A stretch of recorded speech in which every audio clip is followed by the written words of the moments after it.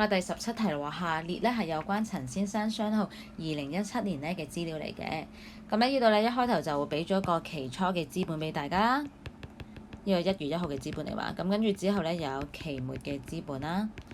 咁咧今年呢個總收益同埋總費用，咁跟住咧就問大家啦，陳先生2017年裏邊喺公司嘅提用或者注資商號嘅金錢係幾多呢？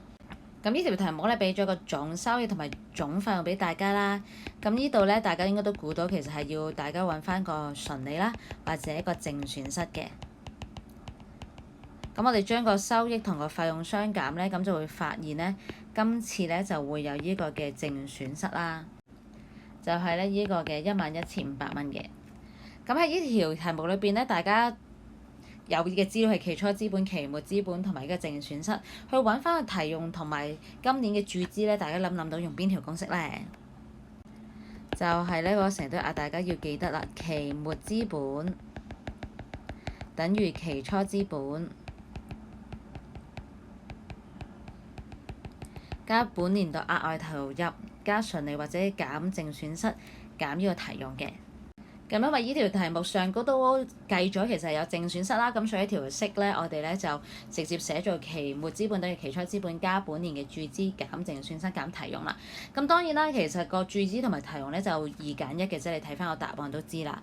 咁但係我哋咧喺寫呢條公式嘅時候咧就唔知道咧究竟係邊個嘅，咁所以我哋兩個都寫咗先啦。咁你塞翻啲數字咧落去呢條公式度咯，期末資本等於425000蚊啦，期初資本等於433800蚊嘅。好啦，咁我哋睇下減咗個淨損失11500之後咧，就加個 X 啦，咁個 X 咧就有機會係個注資定提用，咁我哋睇下佢係正數定負數啦。